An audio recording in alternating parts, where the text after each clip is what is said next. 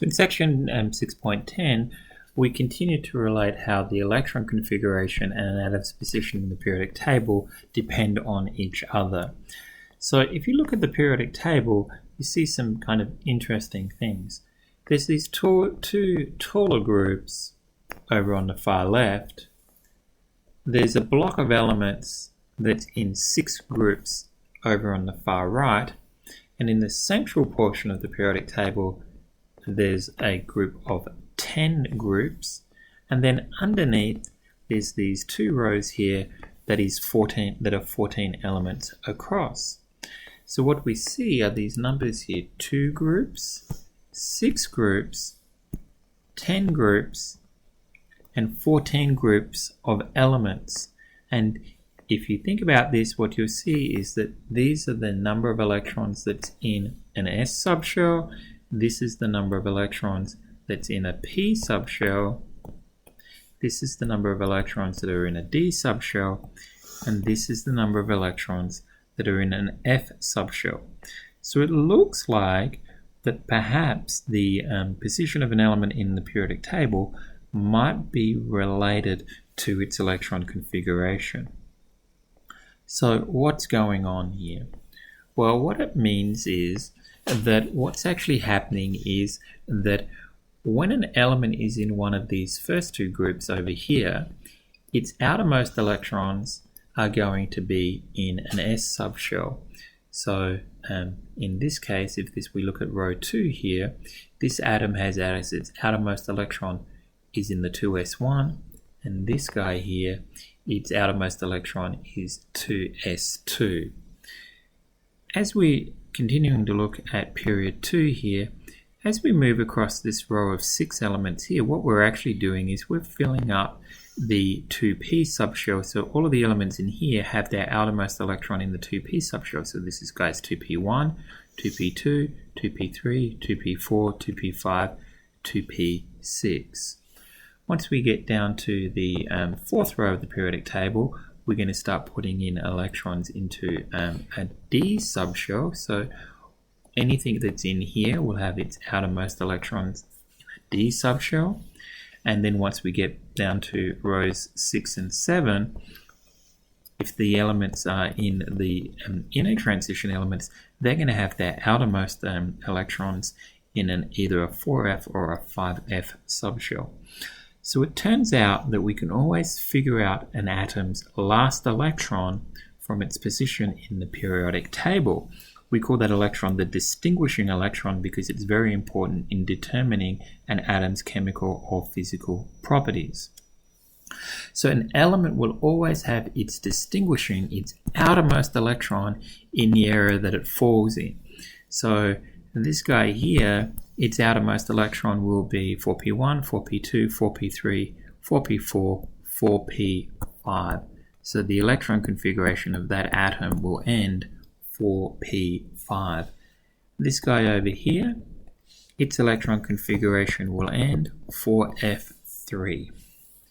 This guy over here, its electron configuration is going to end 5s2. This one in here, it'll be 3d, 1, 2, 3, 4. So we can always tell where that last very important electron is going to be.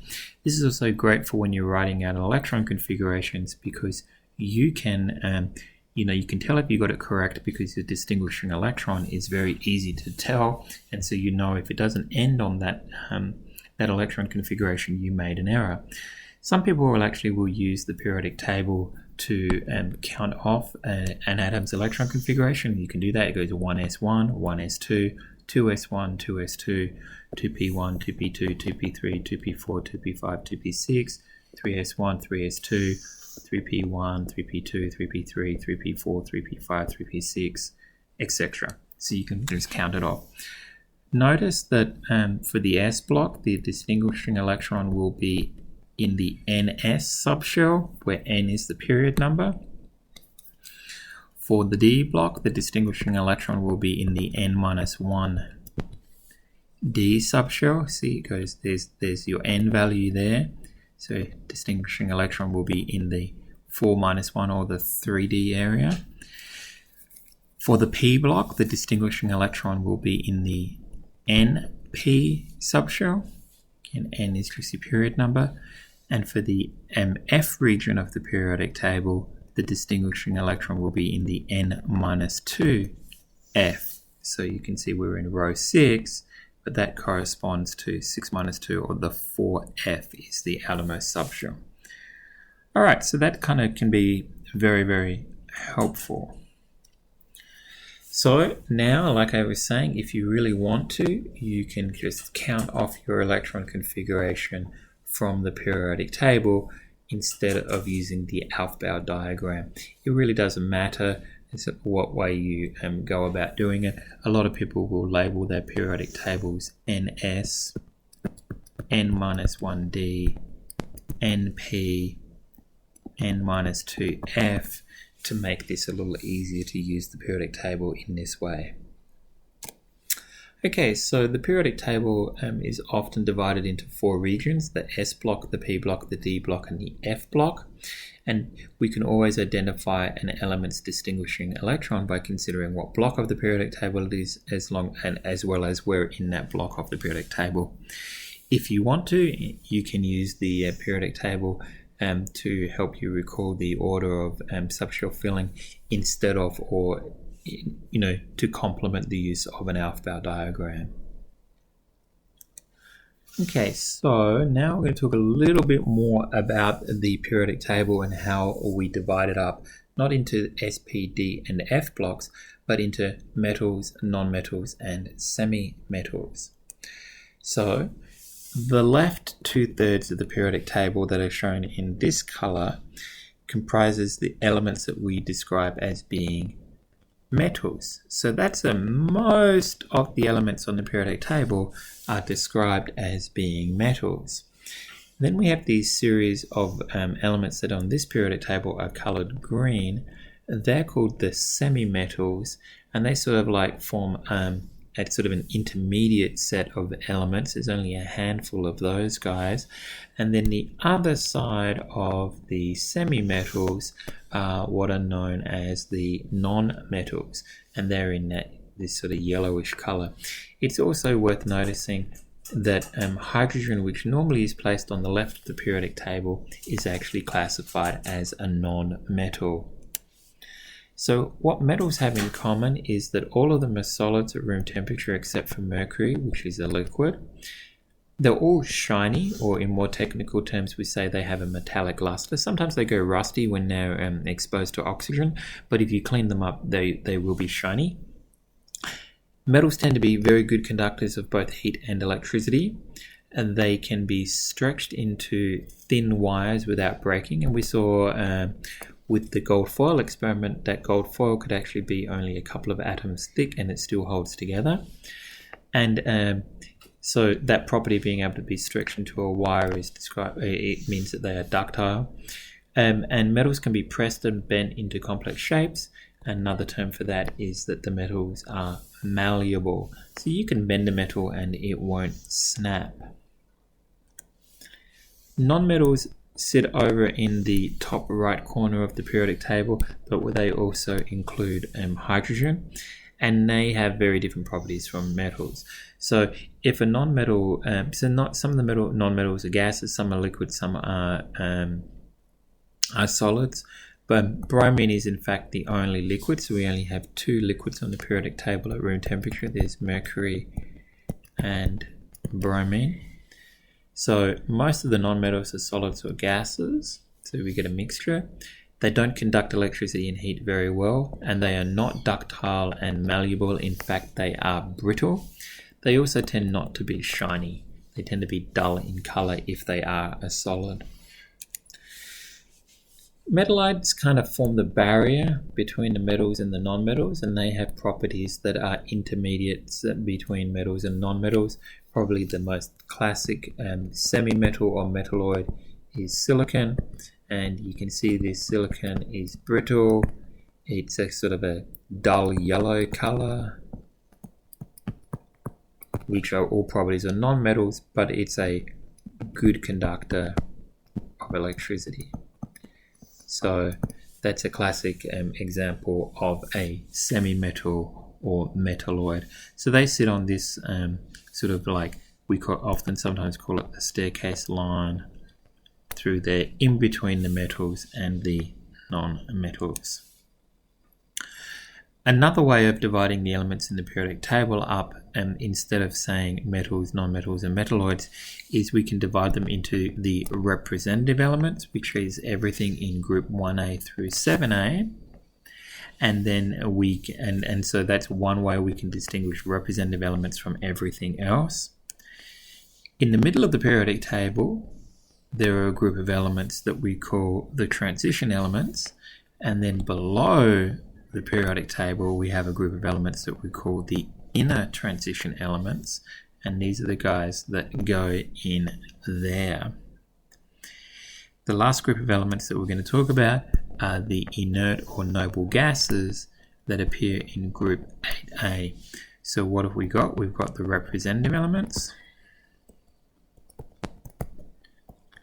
we've got transition, we've got inner transition, and then last but not least we have the noble or inert gases. So we've got metals, non-metals, metalloids. That's one way of dividing the elements on the periodic table, and then we can also divide them according to representative, transition, inner transition, and noble gases. So just another way of dividing up the elements. Okay, so there's multiple ways of classifying the elements, and we just learned another 2. So something that's kind of interesting about the periodic table is that elements were placed so that elements that had similar properties were put near one another. So that's why we have helium, neon, argon, krypton, xenon. They're all over here, they're all next to one another, and they are all inert, and they're all gases. Okay, now if you go over to group 1A, we have lithium, sodium, potassium, rubidium, cesium, and francium, and these guys are all reactive solids. Okay, so complete opposite from the noble gases. So what we kind of tend to see as we move across the periodic table is a gradual change in properties from one extreme to another, because elements that are similar to one another are placed near one another. So one of the things that we notice is that as we move from the bottom left of the periodic table up to the top right of the periodic table, we get this like increasing non-metal character. So, we just kind of like, this is the most metal, which is francium down here. This is like the least metal down, up at fluorine up here. So, this is like, this guy down here is like Norwegian black metal, and this guy up here is like K-pop. They're just kind of one extreme to the other. Okay, so that's one of our periodic trends. You can also say, of course, the opposite, that is, you move from fluorine on the diagonal down towards francium, that you get increasing metallic character. Again, most metal, least metal, like that, something in the middle right here. As we head down a group, what we find is that our atoms get bigger. Makes total sense, because every time, remember, that we move down a layer or down a row, we're adding a layer of electrons. So we're adding another shell. So that makes sense that, that would happen, that the atoms get bigger as we go down. What happens as we go across? As we go across, we're adding electrons to the same layer. So as we go across a row, we're adding electrons to the same layer. So you wouldn't expect the atom to get much bigger. But what is happening though as we move across is we're also adding one proton every time we move a space to the right. So while the layers that the electrons are going into stays constant as we move across a period. Because the atomic number increases as we move across, all of our electrons get pulled in a little bit towards the nucleus, and so we see this modest decrease in the size of the atoms as we move across a period. So if we put those two trends together, the atoms get smaller as we move left to right, and they get smaller as we move top to bottom, or bottom to top, sorry. So this is how it works when we put both those trends together, all right? Put both those trends together, the atoms get bigger as we move from fluorine down towards francium, which is the same direction that we get this increasing metallic character. So two trends there, increasing atomic radii and increasing metallic character, both from fluorine towards francium. So F to F. Okay, so both metallic character and atomic radii increase as we move from the top right of the periodic table, fluorine, down to the bottom left of the periodic table, francium.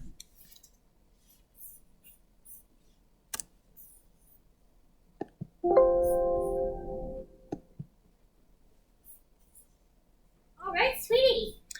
You should be done now. One more. One more? Yeah. Is it a short one? It's a really long one. Oh no. Yeah. Are you doing, it sounds like you're doing 139 stuff. I'm doing 139 stuff. Oh. That's Yeah. unfortunate. One more and then you're done. Yay. Then we'll eat brownies.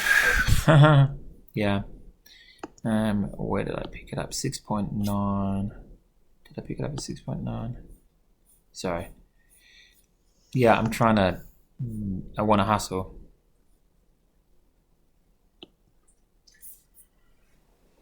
I've got to be honest and say that I am done.